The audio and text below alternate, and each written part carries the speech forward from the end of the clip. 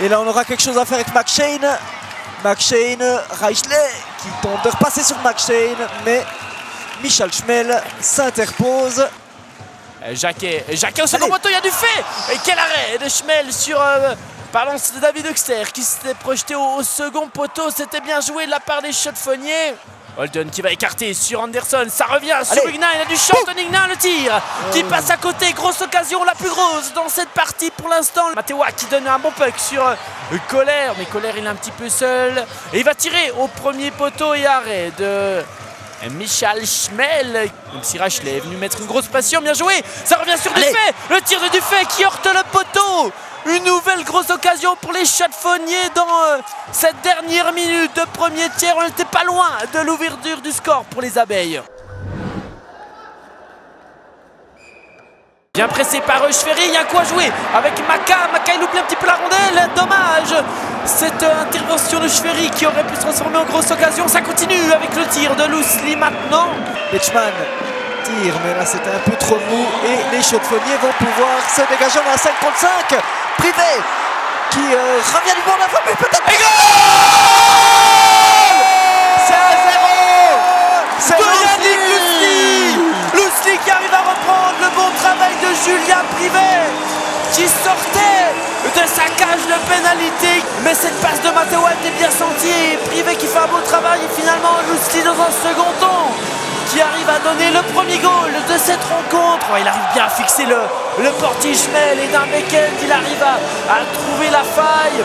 1-0 pour les chaudefonniers dans cette rencontre et ce goal va faire mal aux Zurichois qui sortaient d'un power play un petit peu raté. Là il y a un peu qu'à jouer pour Anderson face à Barthollet. Anderson bien joué. Quel arrêt de Schmel face à Sandré Holden parce que le week-end du Norvégien partait directement dans la lucarne droite.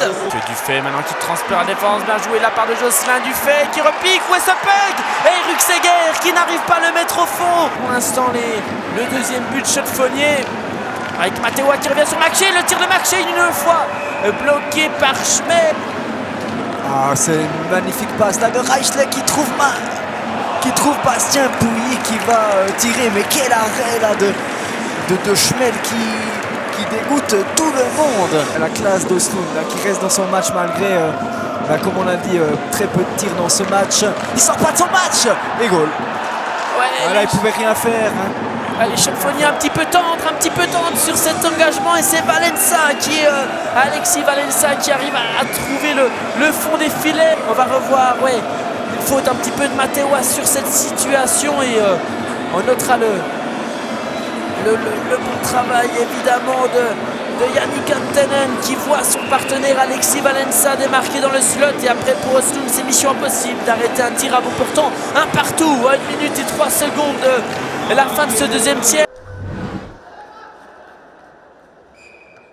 Loosely qui gagne l'engagement, il y aura un tir bien bloqué, mais attention là on aura peut-être un contre avec Jason Rennes, un contre assassin. Tir et goal. Et goal du numéro 8 Sandro Koster. Winterthur se redonne espoir dans ce match. Chaux-de-Fonds 1, Winterthur 2. Perte de puck d'Ina Albon et ça fait bouge dans la foulée. But de Kobel Hannes, son premier ici en Swiss League. Ce n'est rien, allez, il y aura des occasions. Vogel, allez, tire, Julien Privé. Et Michel Schmel encore. Mais c'est pas possible. Il essaye de contourner la cage. Schwery sur Nussbaumer, c'est bien joué. Nussbaumer, il a du champ, il tire. Ça passe à côté. Une nouvelle fois, début de Schmel. Bien posté durant la cage. Huguenin maintenant. Le gros tir d'Huguenin, c'est repoussé. Holden. Où est ce puck?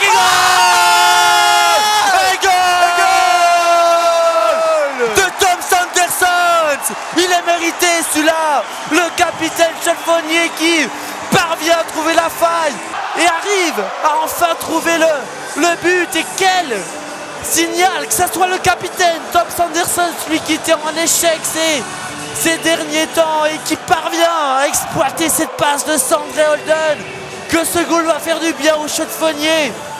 Holden à bleu sur Huguenin, le tir d'Huguenin puissant. Schmel n'a pas bloqué ce puck et ça sera récupéré, le tir d'Huguenin qui va passer à côté. Privé qui arrive à mettre Anderson. Il avait vu Jacquet se projeter. Attention, Lorenz qui peut tirer, le tir de Lorenz qui passe juste à côté. Début de Victor Oslund et aura la première pénalité pour les abeilles. Schwery maintenant, petit retour, bien joué, McShane a eu de l'espace, le tir, Wessepin qui passe juste au-dessus des goals de Lucas Schmel.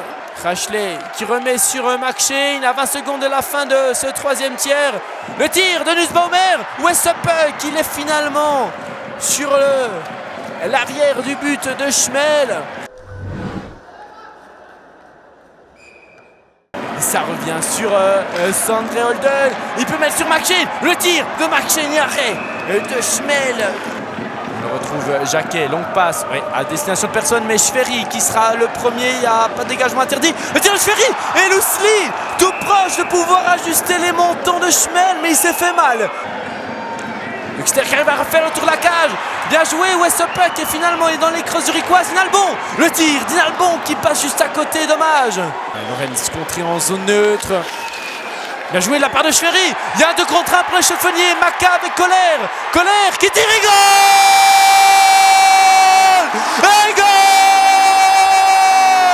de Julien Colère, le nouveau venu d'Ajoie qui permet aux chauffeuniers d'aller direction demi-finale. Et délivrance, tellement les chauffeuniers étaient présents. On va revoir ce goal de Colère. Le tir parfaitement placé au premier poteau. Il avait Maca à ses côtés. Julien Colère, il a préféré faire tout seul. Et il avait raison, Julien Colère qui trouve la faille.